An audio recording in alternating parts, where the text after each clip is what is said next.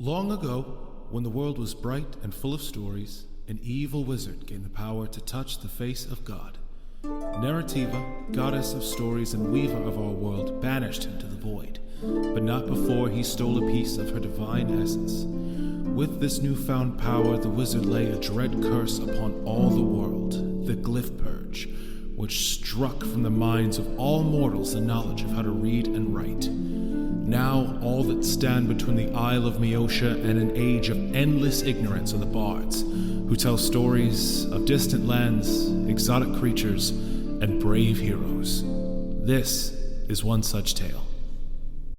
Hello and welcome to Challenge Rating Zero, the latest and greatest Dungeons & Dragons podcast to hit the internet airwaves. I am Sam, your Dungeon Master, and I am joined as always by my longtime friends and adventuring companions. Hello, I'm Brian, and I play Hektor the Gatekeeper. Hi, I'm Beth, and I play Rilla Longshadow. Hey there, I'm Alex, and I play Ruger Firehide. And last but not least, we have the man who calls himself Michael, but who we call Parker, Michael Parker, playing the druid Zurapak. Say hi, Parker. Hi, Parker. Well, dear listeners, dearest player characters, we have joined once again for a tale of epic fantasy, and boy, things sure hit a crescendo last time, I'd say, in our little jaunt in the Springvale Forest. How's everyone feeling after having fought some undead and turning into fucking hydras and stuff? We all feeling pretty good? I'm picking, flesh out of my beard, you know? Unsatisfied. Pretty sure I'm covered in zombie goo.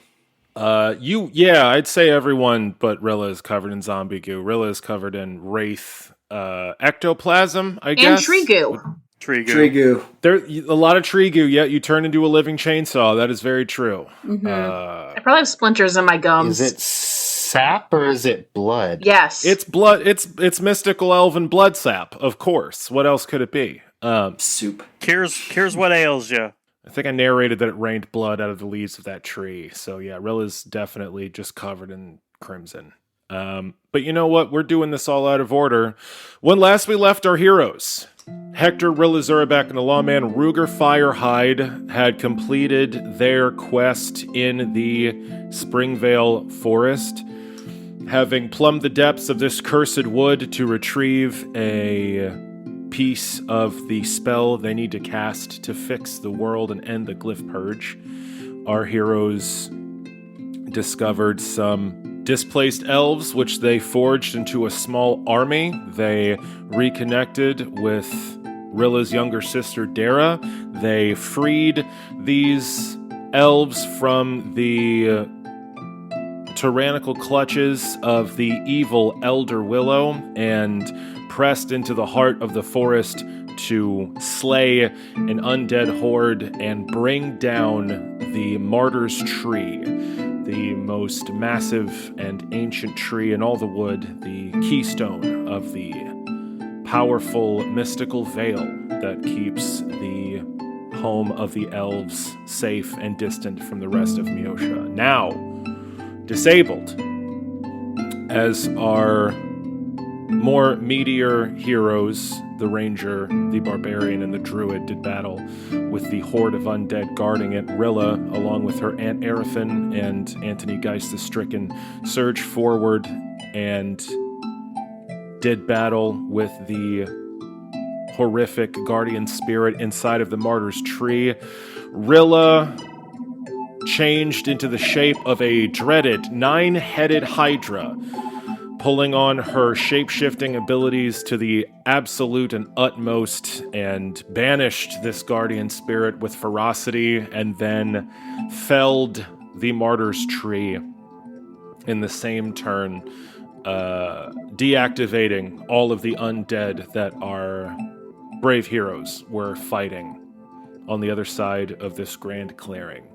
And so we join our heroes now, just after the end of this battle.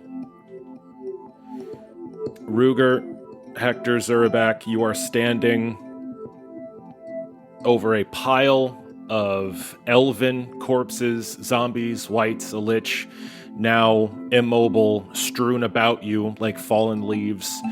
And through the thin layer of trees into the crimson clearing that the martyr's tree once stood atop. You see the felled remnants of this massive, massive tree on its side, and just next to it, a 9-headed hydra, a scaled quadrupedal beast with a long lashing tail and 9 necks ending in 9 toothed maws.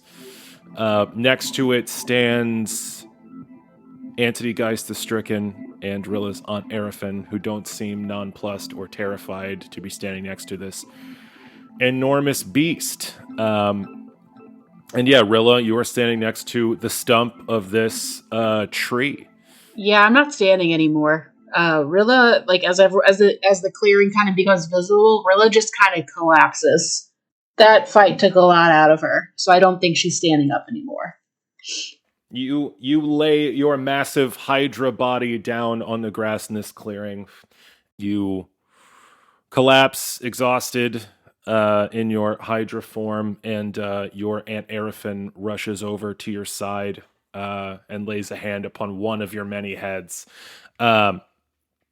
Ruger and Hektor and Zurapak, you all see this massive creature laying down in this clearing with Arafin comforting it. What do you all do? Hector, full sprint over there. Yeah, I'm just a clip behind Hector, because he's faster than me.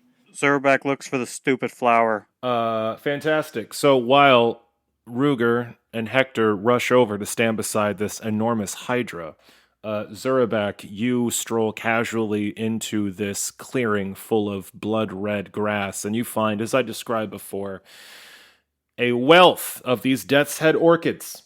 These numerous but small and fragile-looking flowers poking up from the crimson blades of grass in this clearing.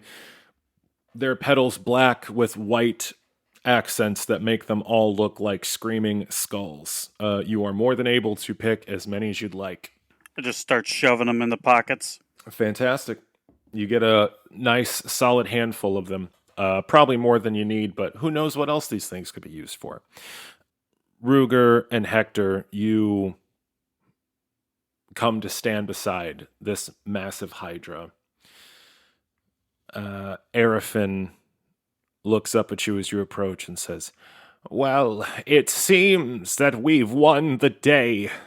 Rilla, you have not only vanquished the guardian spirit and finally felled this horrific tree, but you have saved the Springvale Forest from being corrupted entirely. All of the elves owe you everything. Unfortunately, though you fought valiantly against this wraith in your solo battle, you were grievously wounded. This horrific undead creature sapped you of, I believe the total came to 17 points of constitution drain. Now, in the form of a hydra, a powerful beast with a hardy frame, that is not deadly. However, Rilla Longshadow the elf has a constitution score of what? 14. Which means that damage is going to pass over to your elven form once this polymorph spell has ended. And so once you are no longer strengthened by the mighty form of this hydra, unfortunately, Rilla Longshadow is going to pass. So is Rilla, aware she's dying, or does she just feel tired? I would say that given the massive amount of damage you received in the fight with that wraith, you are a shapeshifter. You change your form constantly, whether in combat or as a prank. I would assume that Rilla has almost a preternatural sense for her inner workings, and I would say as an experienced shape changer, you know that you took. This form has taken more damage than your normal form could possibly hope to take. You know something's up. And Arafin, I don't think we have a lot of time left. I'm glad we won the war, but tell Dare it's going to be okay. All right? What does that mean? This is one of those classic Rilla pranks. I kind of want to make Rilla just die right there, because that would be fun. Just like, yes, Ruger, and then transfer back and die. Oh, God. But he's probably emotionally scarred enough, right? I would say so. Never enough. That fight was a lot. And I don't think my normal body can handle how much pain I'm in. We can heal you before you go back. I don't think you can. Hector's gonna cast Cure Moderate Wounds. You place a hand delicately on the hide of this enormous hydra that your friend Rilla is transformed into, and you do channel some healing magic into her body. Some of her surface wounds do close up, but through this healing magic, you get the sense that there has been some incredibly debilitating core damage. Her life energy has been magically sapped from her on a base level, and your magic only goes skin deep. Ruger doesn't accept that, so Ruger lays hands on Rilla. Absolutely, yeah. You pull upon your My divine power as a paladin. Yep, you pull upon your divine connection to Protos, the god of heroes, and channel some healing energy into Rilla's body as well. And some of her surface wounds close up, but there does not seem to be any change. Anthony walks over and says, Rilla, this is grim. I'm terribly sorry that you have had to pay this price. It is unfortunately ironic that after all this time, you have saved your people and become the sacrifice that you are destined to be. Yeah, life's a real bitch that way. Can y'all make sure Zurapak doesn't eat me? I will do everything in my power to make sure that doesn't happen. So there's really nothing we can do here to stop this. Really, Stricken. I mean, you ripped open a hole in our universe or something. Like, there's nothing we can do. My powers are nowhere near what they once were. I've been shrunken to fit in this form. I have gained a small portion of the strength I once had, but it is not enough to turn the tide of damage on this scale. Whatever creature our fair Rilla faced was powerful and drained years of her life at every touch. These are wounds that I cannot heal, and that I do not believe you have the power to heal either. No, I just tried. Though, it may not be as bad as we all think. Hector's gonna grab Anthony by the throat and lift him in the air. At that, Mm-hmm. what does that mean? Forgive me, Hector, for my impudent tone. Believe me, there is no one in all of Meosha with more invested in you protagonists than I. I cannot complete my mission without you. However, I recall the nature of the card that was drawn for our fair Rilla. She would face a dread wraith, an aspect of death, in battle. She would battle it alone. And if she failed, she would be destroyed forever with no hope of salvation or resurrection. Yeah, that sounds pretty fucking awful. I see no dread wraith around here. Do you?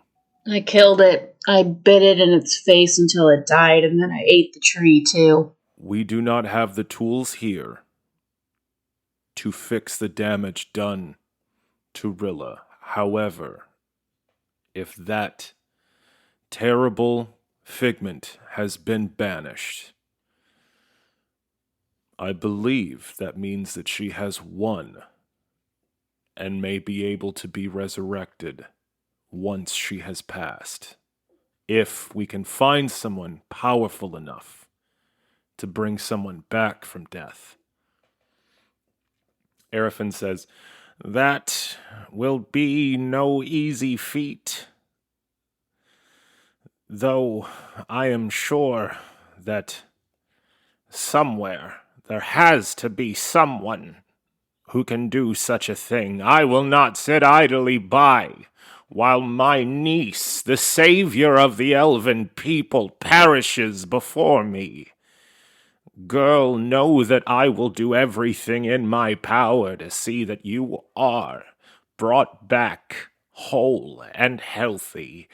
Can I roll a bardic knowledge check to see if I have heard any stories about individuals with that kind of power? You know what, Hector? I believe you may.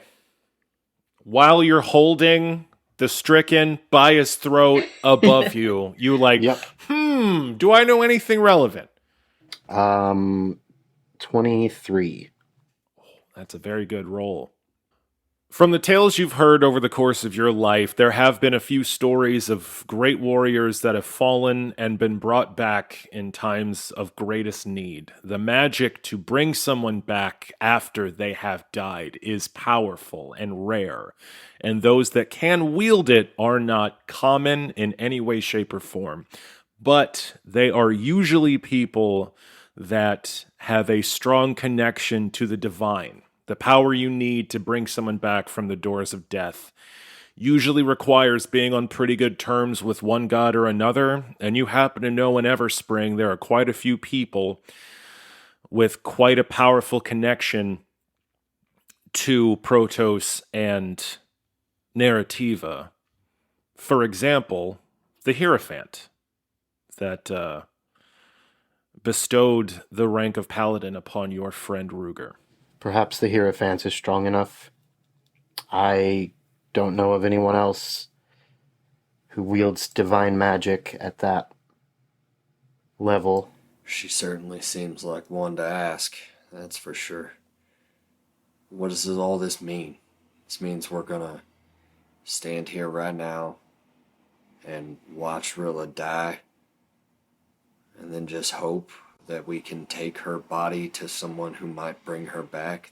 It is as you say that, Ruger, that you hear a voice behind you say, "Rilla's gonna die? What?" And you see Dara, Rilla's younger sister, running up. She is soot blackened. Some of her armor is her green armor is cracked and smoking. Her hair is a mess. And there are tears welling in her eyes as she rushes up to the massive hydra that is currently Rilla and cradles one of the many heads in her hands. Says, Rilla, you can't! You just saved everyone! You just saved me and everyone! You can't die! I mean, if you think about it, that's kind of a good time to go, right? You're safe. That's not funny. That's not funny. You are all I have left. You're all I have left. Aunt Arafin's literally right there. Aunt Arafin knows what I mean. I get it. Look, they've got a plan. We'll give it a try. I'm positive our parents' souls aren't trapped in this tree anymore, so that's good. Our parents' souls were trapped in the tree? Yeah. They were, but they're good now. Holy shit, Rilla, this is a lot. Oh, fuck. You can't... Listen to me. I love you more than anything. And I'm sorry that I lost faith. And I'm sorry that I said all those mean things about you behind your back, which was actually to your face. Mm-hmm. You are strong and brave, and you saved all of us. You're a hero, and you can't die. If you die, I'll be so fucking pissed. Promise me you're gonna come back. She's gonna come back, right? And Dara looks up at all of you with tears streaming down her face. Tell me she's gonna come back. Hector drops the stricken and gets down on one knee and bows his head. I will not rest until it is so. I second the man's vow. Rilla, Yeah. come back to me. I'll do my best. And then I think she just kind of like rests more heads on the shoulders of her aunt and her sister, transforms back, because I'm assuming that time has got to be running out.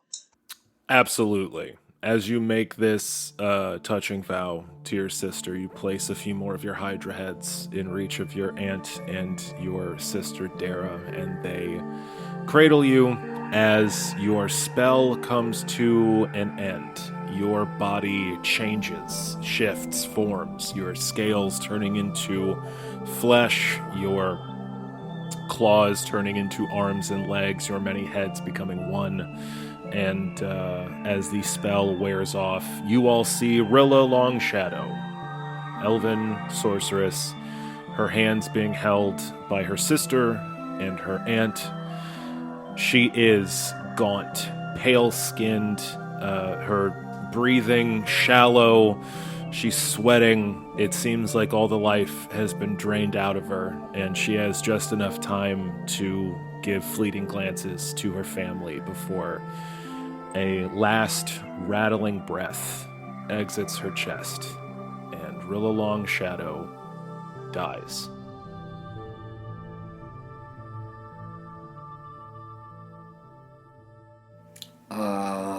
Drop to a knee, shed a few tears. Yeah, Dara starts crying immediately, and Arafin moves and wraps her arms around her. Hector reaches over and places a hand on Ruger's shoulder and squeezes a bit too tightly. I wince, but I otherwise take hold of my little, prayer beads and start to quietly say a prayer to Protos to take care of her as she continues to walk the path, now in the dark instead of in the light.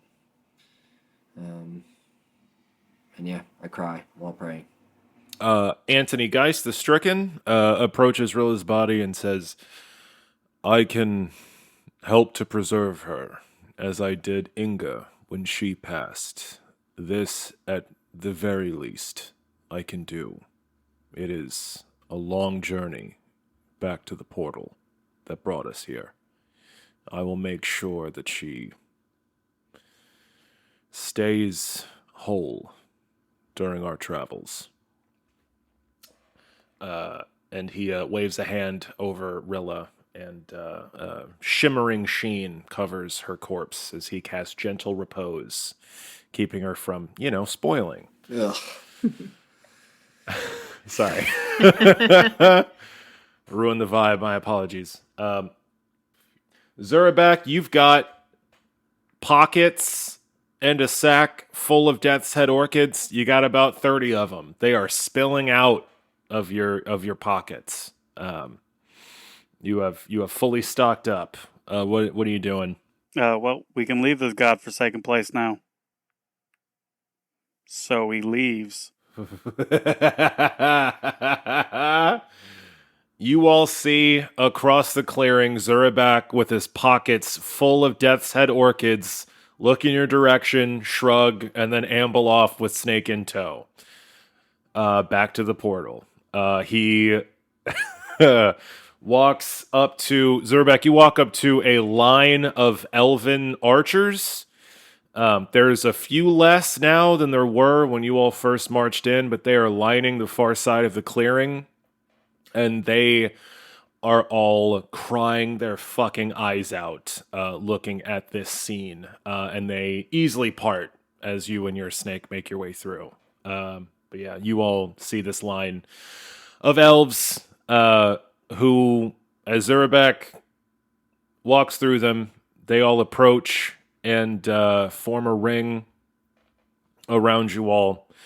And Theraval, who is still alive, his arm in a sling, and part of his hair burnt off, says, "Let us all take a moment to give praise to the savior of the wild elves and the protector of the Springvale Forest, to Rilla the returned. May she return again." They all take a knee and hold up their bows in tribute. What do you all do?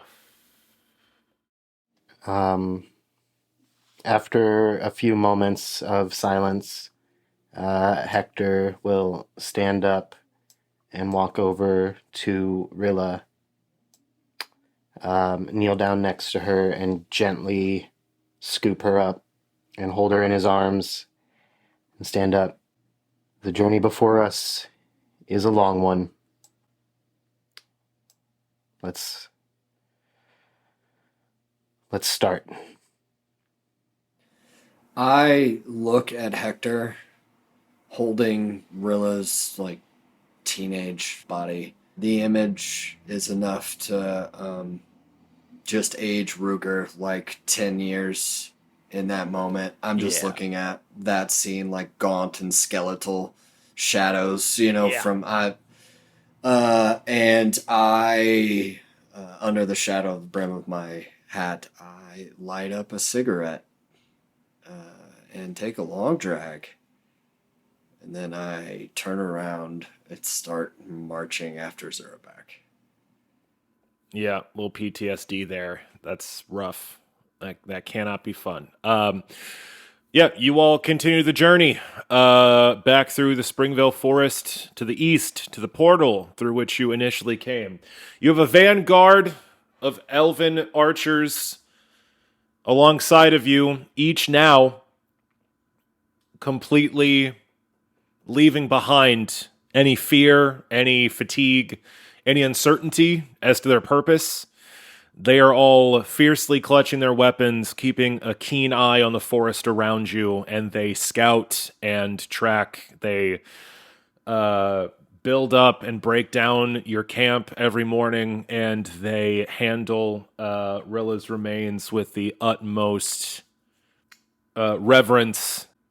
You get back to the camp you laid out before your final push to the Martyr's Tree to recover Colt, the runner with the missing leg, who you left behind for safety purposes, who is babysitting Elder Willow, who is still raving, bound as you left him, and due to Rilla's curse, forever unable to see any elves whatsoever.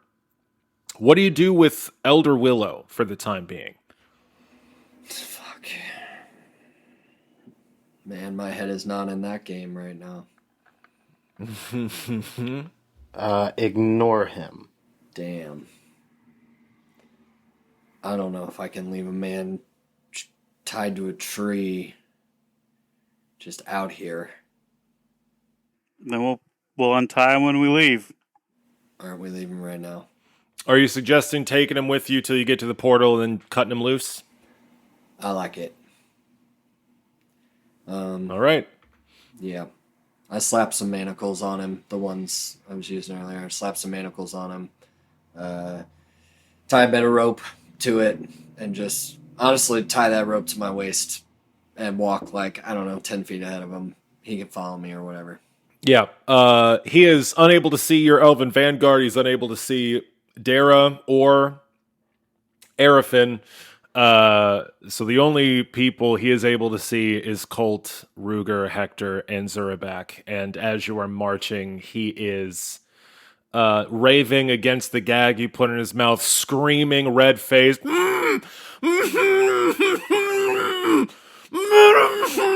Just the whole time you are dragging him through, struggling against his bonds, eyes wide. What's up, Hector? For one, just as a note, Hector does not sleep. Hector spends the nights standing guard. I will take all of those points of exhaustion. Ooh. Okay, so Understood. on that note, then, are we segueing to like an evening thing here? Because I just want to say, if Hector's staying up all night, I think Ruger will try and get a little shut eye, but toss and turn, and at some point, I'm going to find Hector and break out the old Jenga set. Man, yeah, absolutely. As Hector stands guard resolutely for the second night in a row, not accepting any sleep. Ruger does approach you, Hector, with the Jenga set, the thing that helped Rilla while the hours away while waiting for you all to wake up on the road. You guys play some Jenga? I do, as long as Hector wants to play. When you bring out the set, for the first time since the end of the battle, a very small little grin breaks out on Hector's face. And yeah. And after some characteristic Ruger Hector, like low talk vibe, at some point, I think over a cigarette, Ruger reminisces about the one time he went to go in his tent and Rilla had polymorphed into a chicken and that scared the absolute. For a moment, I thought I was going to have a heart attack. Share a couple of some classic Rilla prank stories from, the time spent on the road together. Aunt Arafin wanders up to you while y'all are playing Jenga and sharing some stories. He said, "My little sarsaparilla was always a precocious lass. It is terrible what the elders did. I wish I had been around to stop it, or smart enough to see it. But I remember she used to hide spiders in her parents' beds. Her mother was terribly afraid of them. I could hear her screams halfway across the forest. She fell for it every time. Rilla was always a fan of pranks. I do hope with all my heart we are able to bring her back. I don't think her sister will be well if it doesn't happen. Or these elves, for that matter. You hear they call her the Returned. The prodigal daughter brought back to her people. If we cannot find a way to bring her back, I think they may blame themselves for her sacrifice." Well, luckily none of that's going to happen, because we are going to bring her back. Yes. In just a few more days' time, Rilla will be back amongst us, making fun of the elves for calling her something as trite as the Returned. She's honestly going to hate that.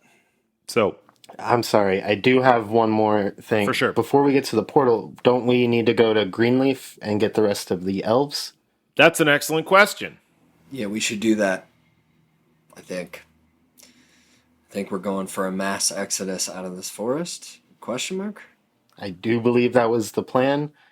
Question mark. Because I think even though we killed the heart tree, we have not stopped the continued spread of the Badlands that's eating this forest, right? I think we just brought down the magical net that was protecting this forest to stop the Badlands spread from eating it.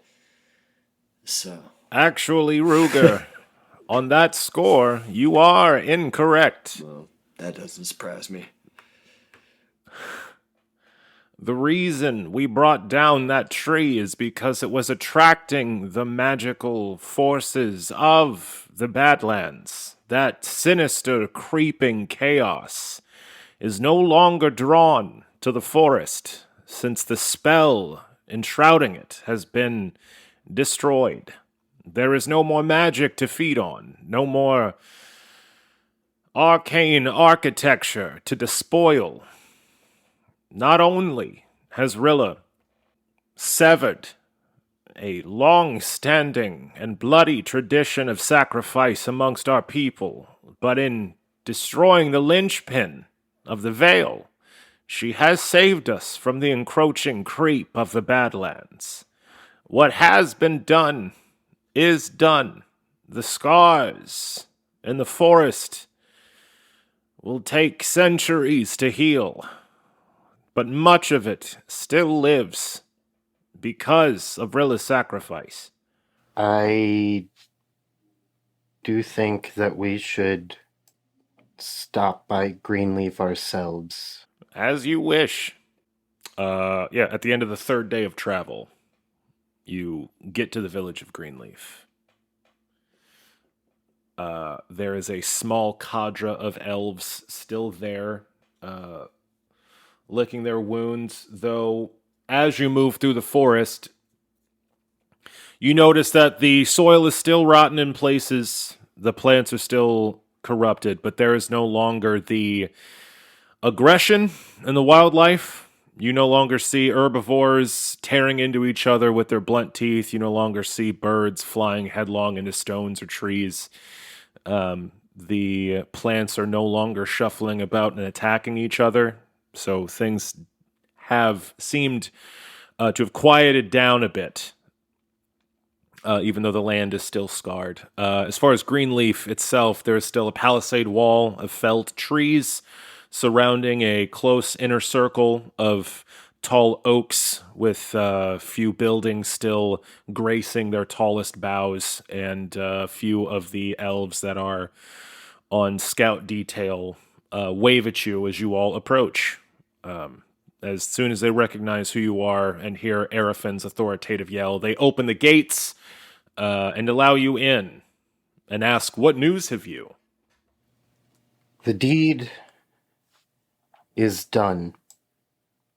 A great sacrifice was made at the martyr tree, and hopefully this forest will soon be able to be restored. Rilla Longshadow sacrificed her life to save her home. There's still much work to be done when it comes to restoring this forest to its former glory.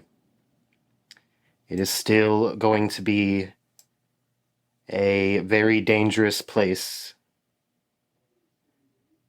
but the work she did will allow it to recover. Until then, we are offering to all of you Everspring as a safe haven. I know that for your entire lives, you have been told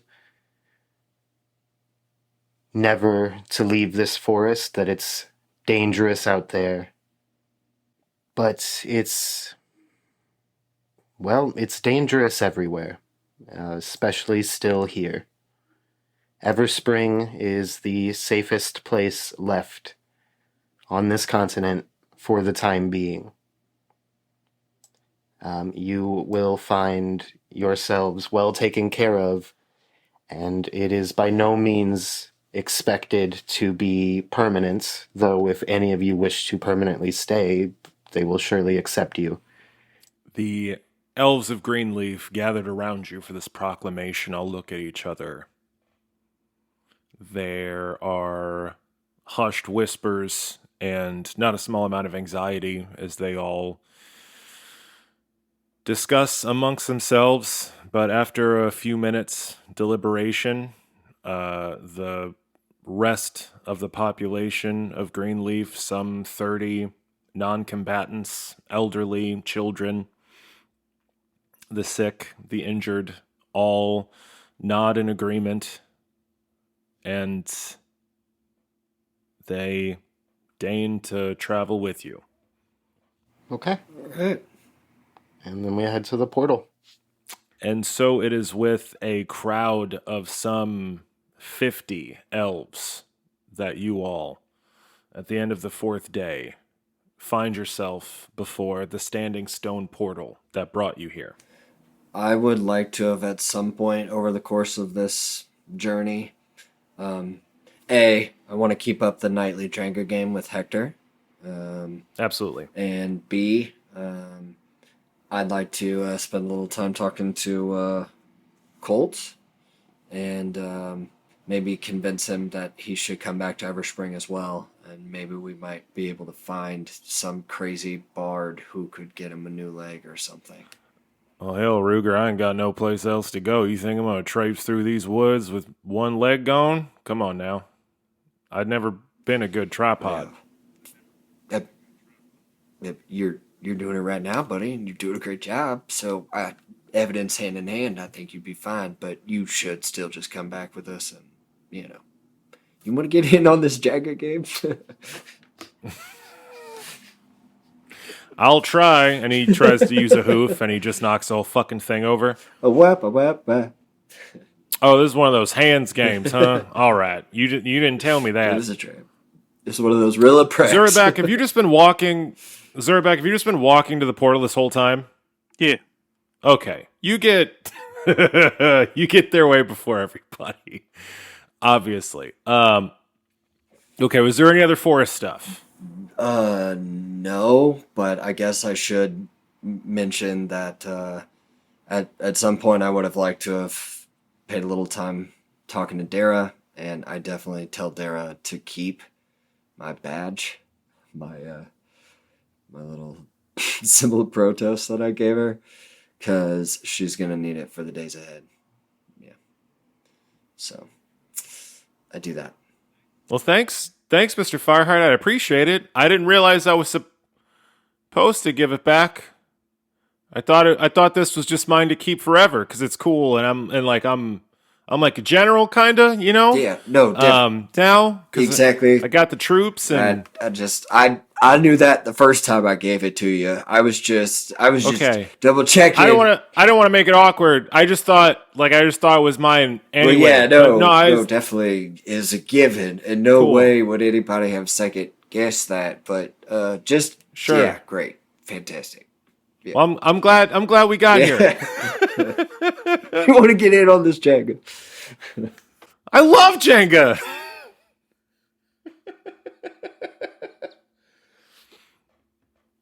Beth, how do you feel about so many people playing Jenga over your corpse? I mean, it might be a little disrespectful, but Aw. hey, y'all grieve in your own way. Keeping the game alive. After 4 days, you lead this diaspora of elves to the Standing Stone portal that brought you here. When you first came here, the corruption of the Badlands was making this thing crackly, like almost like static on a television. But it seems that the arcane energies have stabilized now that the Martyr's Tree has been destroyed, the veil has been removed, and the Badlands are no longer creeping in so aggressively. The portal flashes to life with a curtain of energy as you all approach and step through. You all make your way as the vanguard through this portal, and standing on the other side, high atop one of the peaks in the Everspring Mountains, within the ring of identical standing stones, all leading to far-off points on the compass, stands the skeletal form of Lore Master Holland, the Lore Master of Magic, who regards you all, dressed in her silver robes, her hair done up in a bun, staring at you with wide and deep sunken eyes, and says, I see that you all have returned from your journey into the forest. What? By the story, what has happened? It is a long story to tell, and we will tell it. But first, we need to see the Hierophants as soon as possible. Of course. I can arrange a meeting as quickly as possible. And then Lore Master Holland kind of looks over all of your shoulders and says, I see you've brought friends. Many, many friends. And as the elves start pouring into this portal behind you, filling up the circle of standing stone, she says, I suppose it is quite a long story indeed. Yeah, anything you could do to help these people get acclimated here in the city, that would be greatly appreciated. They're going to need food and help with shelter, and hell, they're going to need a lot. I will have the other lore masters make every accommodation. We will, of course, assist these people. Please, bring everyone through. She snaps her fingers, and another portal opens up behind her, this one heading to the college, and steps through, leading you all through. You all walk through the lore master's meeting hall, through the College of Eversprings proper, Hektor holding Rilla's body in his arms, and trailing behind you is a crowd of wood elves, none of whom have ever stepped foot outside of the forest in their entire lives. And as you all make your way through the college and out the main front doors into the broad plaza before it, they all stared slack-jawed at this brightly painted, bustling city full of roaring crowds, lilting music, and the clanking and grinding of industry all around them. They look a little shell-shocked at first. But a crowd of students summoned by Lore Master Holland quickly approaches with blankets and food, and they lead them over towards the lake that the college is built next to, and you see many of the aquatic elves that make Lake Danum their home have swam up to the edge and are conversing in Elvish with these transplants, which you leave behind you as you make your way towards the Church of Protos to go see the Hierophant. So who's all going? Ruger, you're going. Hektor, you're going. You're taking Rilla's body. Zurapak, what are you doing? Whatever Zurapak does. Okay. Are you going? Are you going to the church or no? Why would he? That's a fantastic point. You, Zurapak, are hanging out in front of the college. You've unfortunately been sort of maneuvered by this enormous crowd of people behind you and just kind of went with the flow. As Ruger and Hektor take Rilla's body to the church, the stricken sidles up next to you, Zurapak, and says, well, we'll see how all of that pans out. A true shame. I hope we're able to get her back. As for you, Zurapak, you kept your eye on the prize, didn't you? You have what we went there to retrieve? Yep. May I see it, please? Sure, here's some. I just give him a handful. I got more. That was a lot. He holds, you give him a handful of these death's head orchids, and he holds their black and white petals incredibly delicately in his hands, like he's holding a poisonous snake. He holds them like at arm's length out in front of him. By the gods, Zurapak, this is a lot. You got a lot of these. Yep. Like a lot of them. You didn't say how much you needed. I suppose that's true. These things hold quite a bit of necromantic energy inside of them. They are fairly dangerous, incredibly deadly, very poisonous if ingested. Just be careful with these. Oh, so I should stop eating them. Zurapak, have you eaten some? Maybe. Zurapak, you are, because you are a druid, immune to poison, are you not? A little bit. Fantastic. Then they don't affect you in any adverse way whatsoever.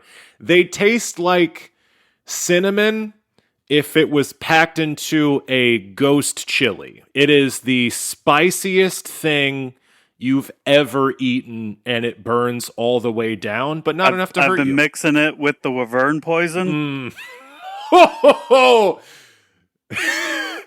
The second you drop some into a vial of the wyvern poison, a fucking smoke cloud in the shape of a skull appears above the vial and poofs out. It is... Oh, God. The Stricken's like, get that shit away from me. Seriously, that's... Wow. Wowzer. I'm fucked up, but wow. That's... Oh, my God. I've just been drinking it casually this entire time. I guess this is why you never get bitten by mosquitoes. Good Lord. I bite the mosquitoes. Cut to Hektor and Ruger. You are approaching the Church of Protos. This is a bit across town from the College of Everspring. It is a massive building built out of large blocks of gray stone that towers over the buildings on either side of it. It's not too terribly ostentatious, but hanging above the steel-banded wooden doors that lead into the temple is a large silver expressionless mask with a sword and arrow crossed behind it, the symbol of Protos, and the front of the building reaches a steeple with a large bell inside of it that is ringing merrily as you all approach, marking that it is noon. The reverberations of this massive bell reach out all across the city. You all approach the main doors, and there are some paladins of Protos standing at the gates, and the second they see you, they rush down the stairs towards you and say, "Is everything all right? What's going on?" No. We need to see the Hierophant. I just say the protagonist is dead. This paladin's eyes go wide. He falls back a step with a hand to his mouth, like, "By the god of heroes, no. Open the doors! Summon the Hierophant quickly!" And they both pound up the steps, throw these double doors open, and you are rushed inside. You find I take off my hat. Just inside the door. You find just inside the doors is a comfy-looking chapel. There are rows of wooden pews, wood-paneled walls, all carved with figures engaged in battle. That's the motif, is people of all shapes, sizes, genders, and species doing valorous battle with all manner of monsters and villains from a million different stories, all figures engaged in, vigorous action.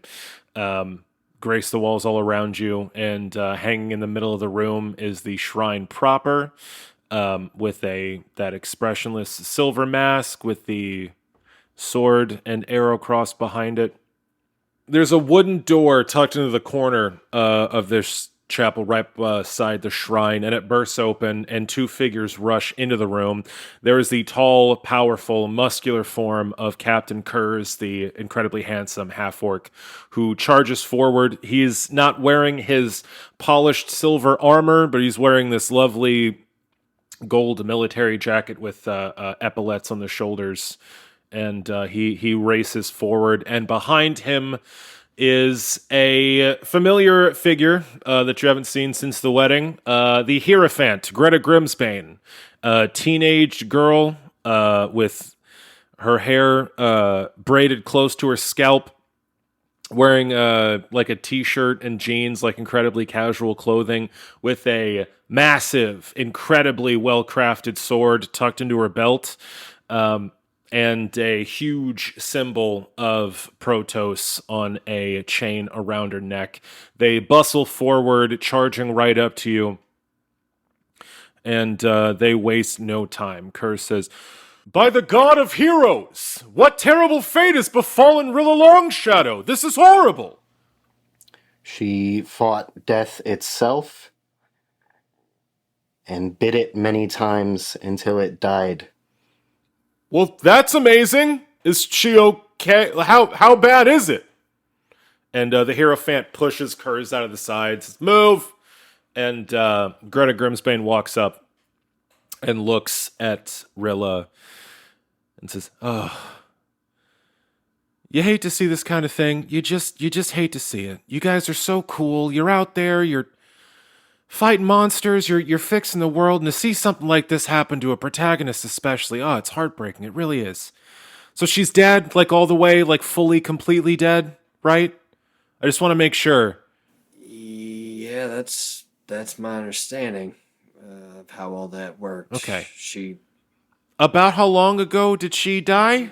about 4 days. ago. 4 days. Oof. One Yeah. one day, I don't know He hasn't anymore. been sleeping much.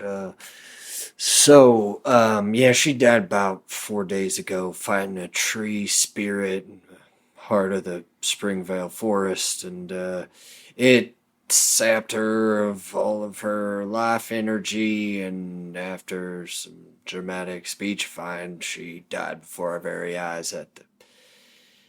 Yeah, right there. And then we brought her to you to see if you could fix it. Whew. Well, I gotta say that's a tall order. I'm not gonna lie to you. It's gonna take some real juice. It's good that it's only been 4 days. You are cutting it pretty close. With stuff like this, the longer out we are from the actual time of death, the harder it can be. But the God of Heroes willing, I should be able to help you out with this. But I'm gonna need something from you two. The kind of magic I'm gonna have to do to bring your friend back, and believe me, I want to bring your friend back more than anything. I need a diamond. I need an enormous diamond. It's got to be worth at least 5,000 gold pieces. I need a huge fucking diamond. I don't have one on me. Unfortunately, we don't keep that kind of thing here in the temple. But if you all can find just a giant fucking diamond anywhere, I will do everything I can to bring your friend here back to life. Believe me, we need you protagonists more than ever, but I just don't have one on me.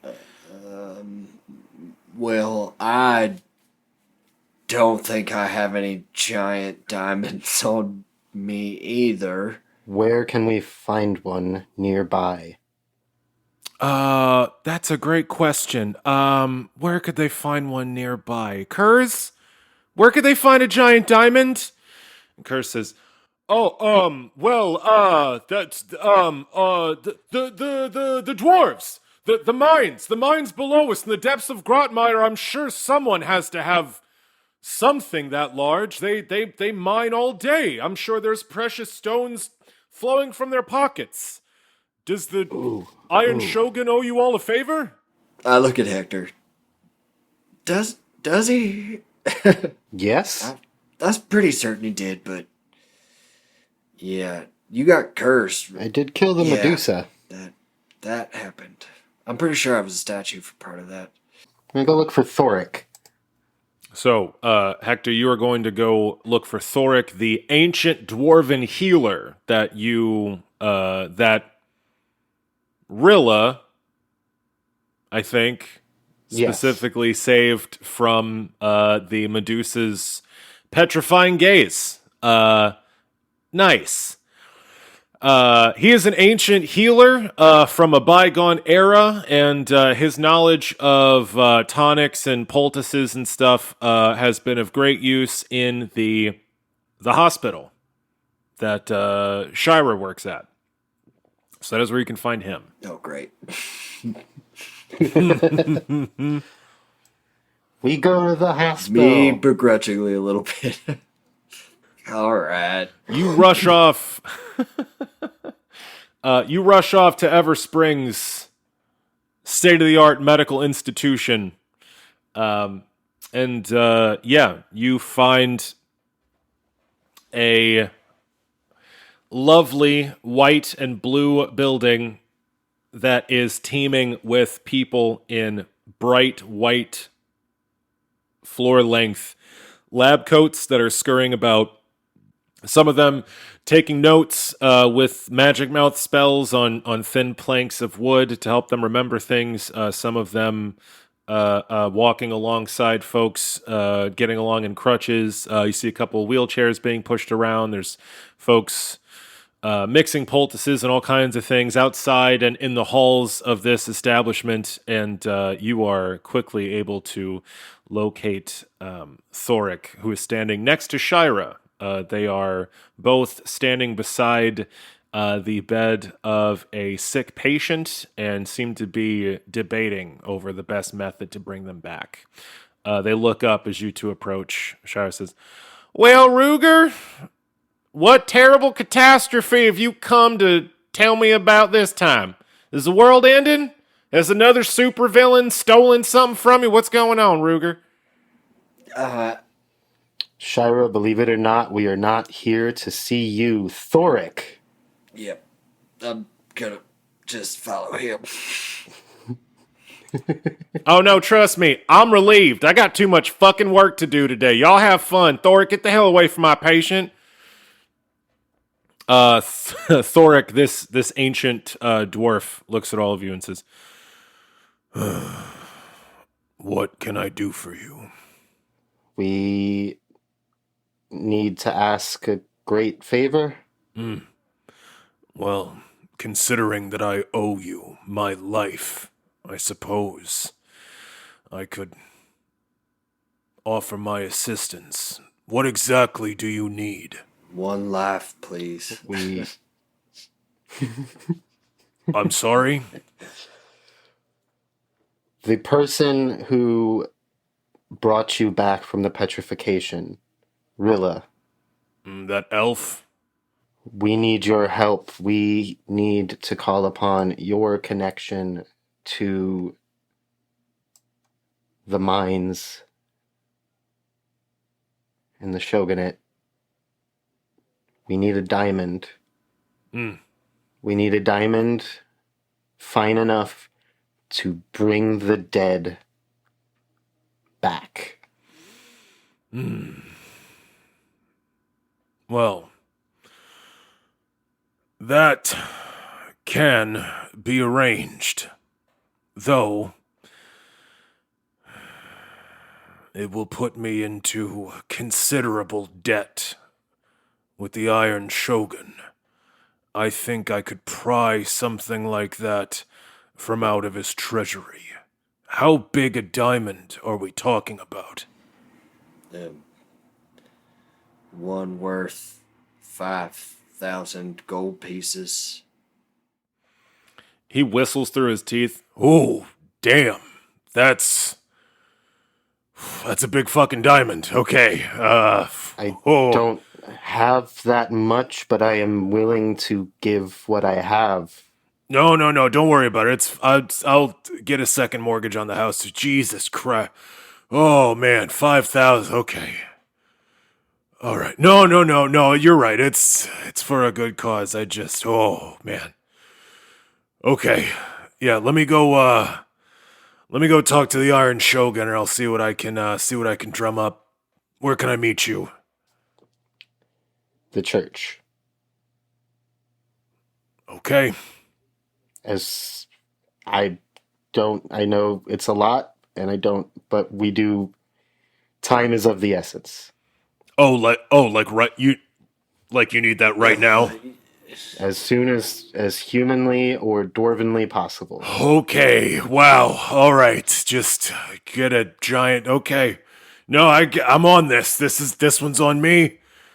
Save my life. Okay. I'm gonna. Yeah, I'll meet you at the church. Here goes. he walks out of the hospital and heads toward Grotmeyer.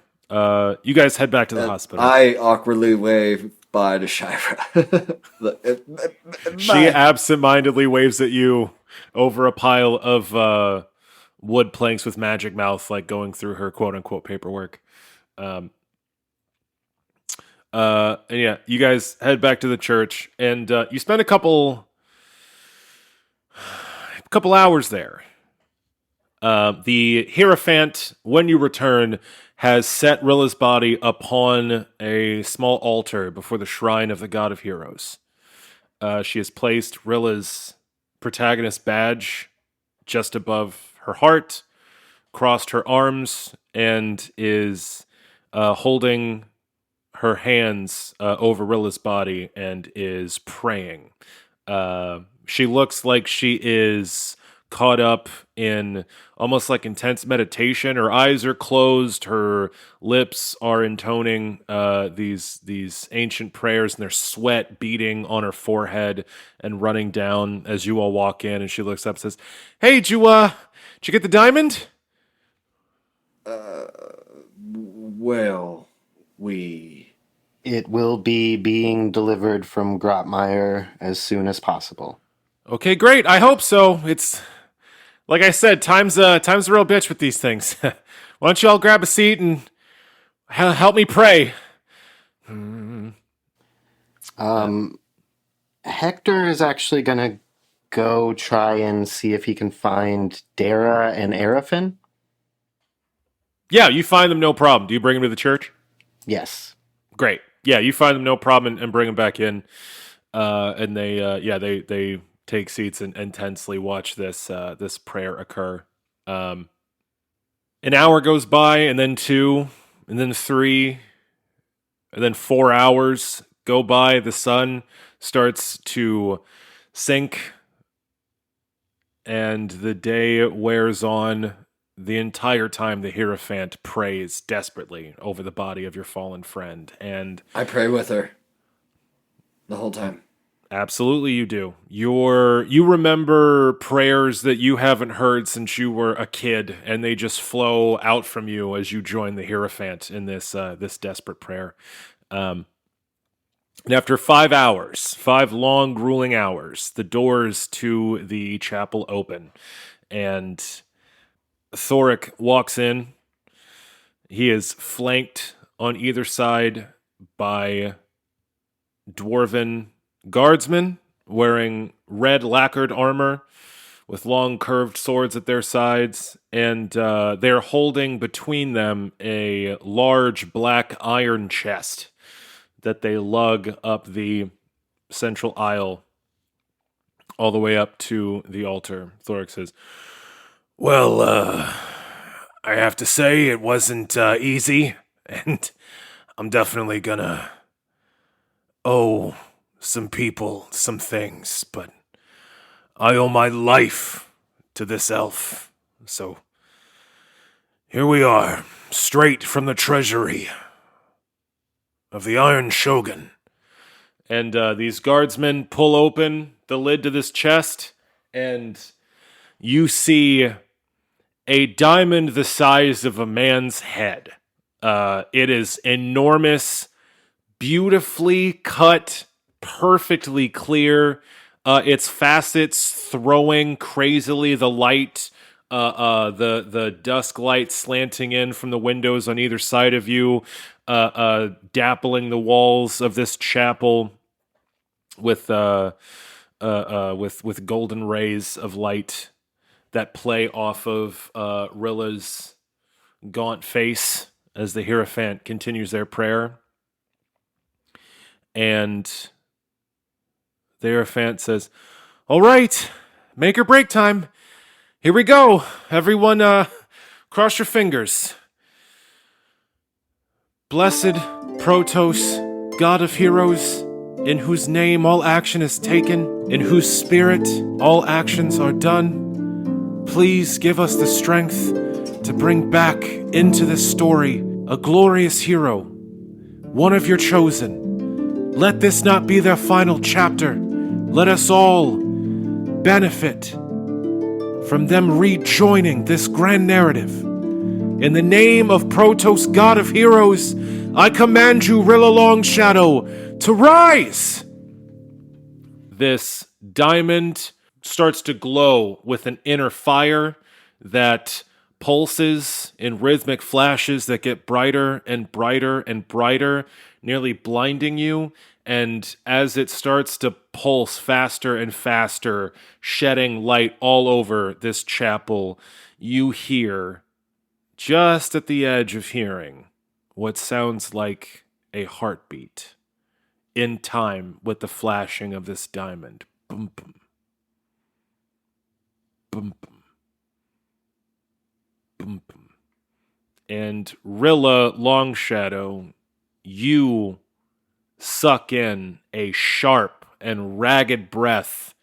Your body coils and your back arches as you lay upon this altar, and your eyes flutter open as you find yourself inside of the Chapel of Protos, surrounded by Hektor, Ruger, your aunt, and your sister, and the Hierophant sweating over you, praying with everything they've got as this diamond shatters into dust that blows away. What do you do, Rilla Longshadow? I probably just stare blearily around. Hey Sam, what was heaven like? Did I see Narrativa? That's an excellent question that we're going to unpack at a different point. So you're saying she went to hell then? She went somewhere. So yeah, you breathe, your heart beats, your eyes flutter open. What do y'all do? Hector is curled up on the ground asleep.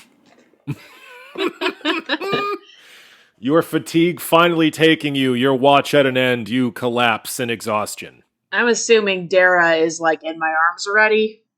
Yeah, Dara's on top of you just crying her fucking eyes out. You came back! You came back! Okay, easy. Need to breathe. Don't fight this, goddammit! Don't fight this! Arafin has a single tear roll down her lined face, and she just sighs deeply. Oh, thank the gods.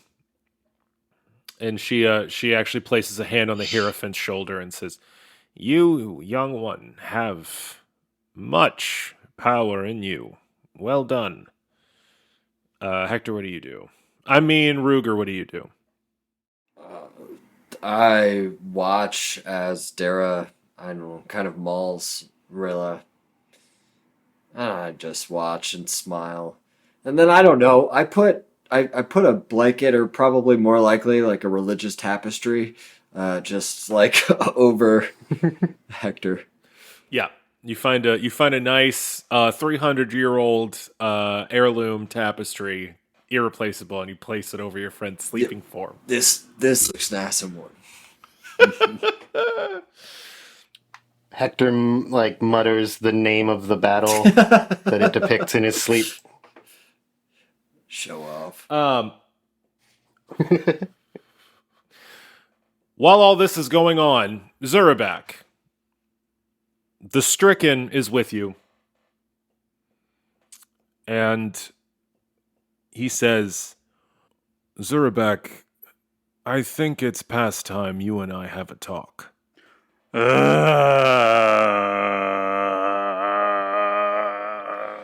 I know that I am not your favorite person. I know that no one is. And I apologize profusely for removing the mask of Sebastian Weaver. I didn't even get the chance to just hide dead stuff in the stupid wagon. Ruined. I do apologize that I robbed you of that opportunity, though I am flattered that my performance went over so well. It has occurred to me over the course of our adventures so far that you, foremost amongst the protagonists I've collected, have kept your eye on the prize. Regardless of circumstance, regardless of emotion, regardless of danger, you keep what is important foremost in your mind. I appreciate your efficiency. I appreciate your dedication to the task. And I wonder if there ever comes a time when I need you, but the rest disagree. Will you make the right choice? Zurapak shrugs. I thought so. You are, every one of you, incredibly important to my plans, but I promise you this, Zurapak. Once everything is over, there will be great rewards for those who know what's important. Do you understand? Nah. I suppose that's all I can ask for. Shall we check on your fallen companion, if only to see if we have a full roster for what comes next? Nah. Bar? As you wish. The crooked stool, then? Yes. Yeah, you and the stricken wander off to the crooked stool to tie one on. Yeah, back to the Church of Protos. Rilla, you've been brought back to life. You are sister, after a few minutes, finally lets go of you and says, well, Rilla, I have to say, these past few days have been an emotional roller coaster that I don't ever want to go through again. You can't ever die again. That's it. We got to make that rule, because I'm not going through this again, so just promise me right now that you'll never die and we'll be good, okay? Really just starts laughing. That's not really how life works, kid. Fine. I guess that's a little too much to ask. But despite your best intentions, I think you are going to be very popular amongst the elves from this point on. Oh, really? You know, they've already started calling you the Returned. I don't think this is going to dissuade them. That's a gross nickname. I don't like it. I knew it. So lazy. Well, yeah, it is a little lazy, but it is apt. I mean, you left, and you returned to the forest, and then you died, and you returned from death. That's pretty returny, right? You've returned a couple times now. Yeah. Cool. I also was like a Hydra. Did you see that at all? Because that was cool. I mean, that was the coolest thing I've ever seen. Sure. Okay, you win. We both got magic, but yours is cooler. Is that what you want to hear? Yeah. Thanks. It is. There is one thing we need to talk about. You all heard Elder Willow say that he fucking killed our mom and dad, right? Yeah. I also, talked to them. I mean, it's hard to tell. Because their faces popped up on that undead thing I killed. But they kind of confirmed it. So, yeah. All those years? All that time? That motherfucker is the reason we're orphans? Yeah. Yep. I told you it was a real cunt, so I was mad that you were following him.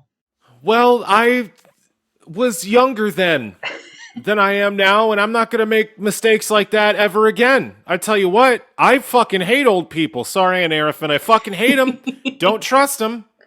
Arafin's like, I get it. Rilla swells with pride as I've passed on my ageism.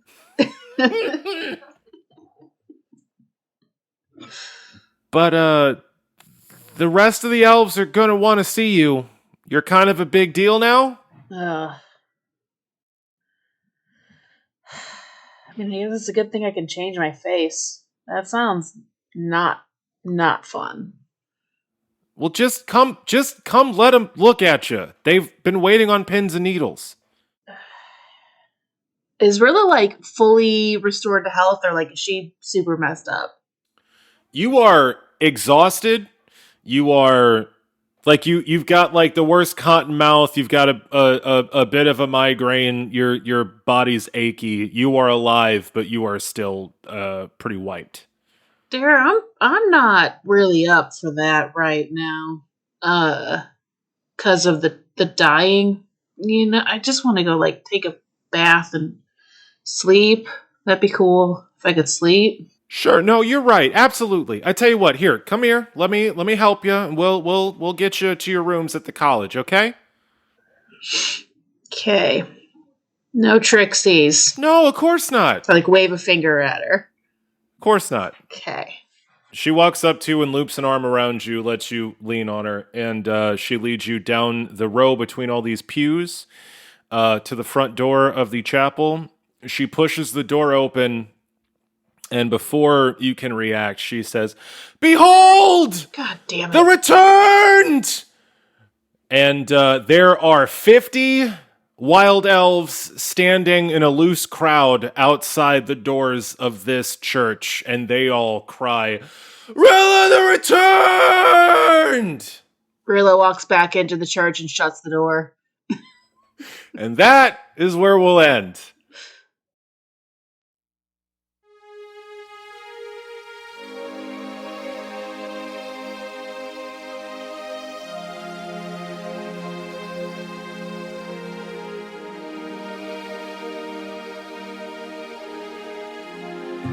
Greetings, dear listeners. It is I, Anthony Geist, the Stricken. In light of the latest calamity to befall the host's studio, I am taking over this segment, as I have in ages past, in the form of Sebastian Weaver. Though that old moniker has long passed its usefulness, I am still at my core the same storyteller that Sebastian was. And so, in light of an interview with our protagonists, who are still recovering from the horrific scrap they incited last time, I've decided to co-opt the host's arsenal of recording equipment and tell you a story of the island of Meosha. This is a tale of the Springvale Forest. Long ago, when the world was bright and full of stories, the elves of the wood lived in harmony with the natural world around them. They erected great cities that hung like jewels in the boughs of the tallest trees. Connected by rope bridges, these habitats high amongst the boughs kept the elves safe from predators stalking the underbrush of the old-growth forest known as Spring Vale. This place was always wild and mysterious, shrouded in part from the clouds of mist caused by the ever-spring mountains, their ever-trickling streams tumbling over the rocks until they are whipped into a cloying mist, dabbing the leaves of the ancient oaks and carpeting the forest floor with swirling clouds. The elves were on good terms with their neighbors to the east, the sprawling kingdoms of humankind. They worked out complex treaties of peace and trade, allowing the farthest flung settlers of the human lands to hunt and gather wood from the outer reaches of the forest in return for crafts that the elves could not make themselves. All was well, until I subjected the world to the glyph purge.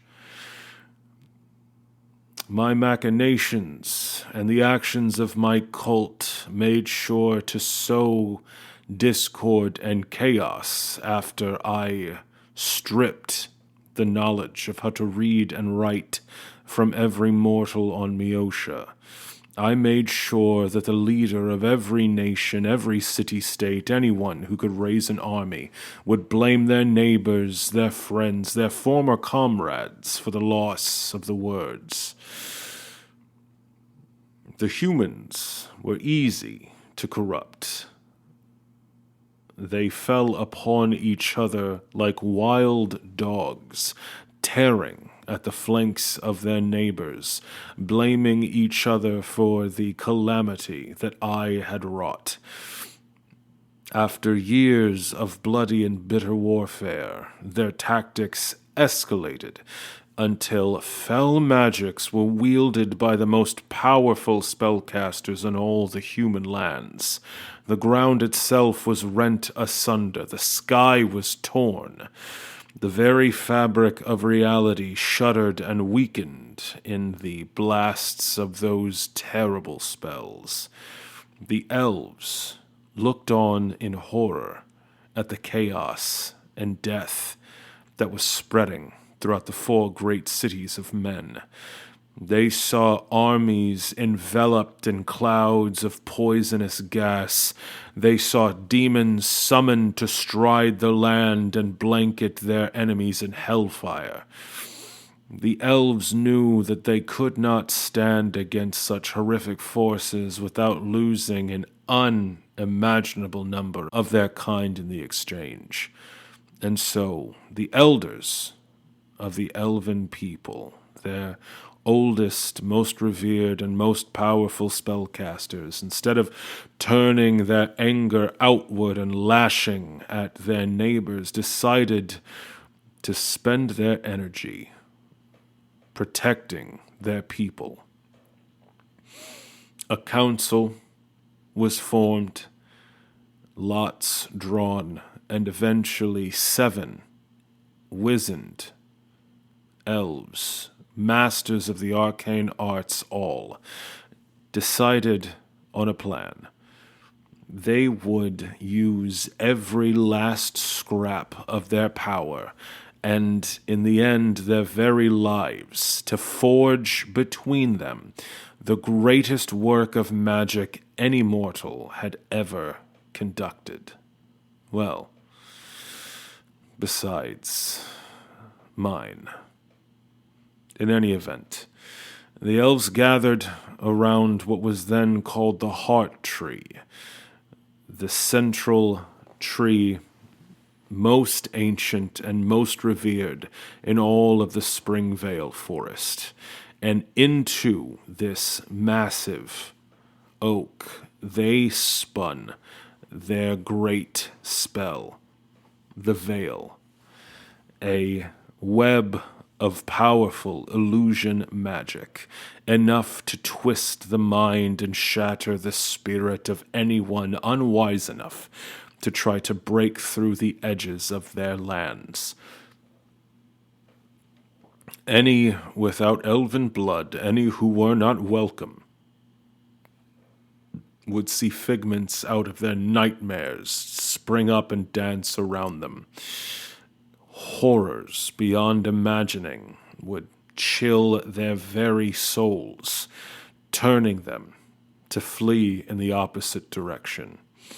The scale was so massive, the effects so powerful, that in the end, every one of those 7 elders gave their lives to embed this spell forevermore into the very soil of the forest. And for a very, very long time, it worked perfectly. As the 4 great cities of men waged their bloody wars, any army foolish enough to wander towards the wild elves' home was turned aside quickly, men cutting into each other as they saw their greatest nightmares play upon the faces of their allies. The elven people were protected. However, this cut both ways, for the elves never left the forest, where once their greatest scholars, adventurers, poets, and artists would wander the land, engaging in trade and even romance with members of other cultures and distant places. Now they stagnated. They stayed behind the cover of their great spell and soon forgot everything about the world outside of their home. Eventually, they lost the mastery of their own magic. Their greatest spellcasters gave their lives, and when they died, so did the knowledge of how to wield such powerful magic.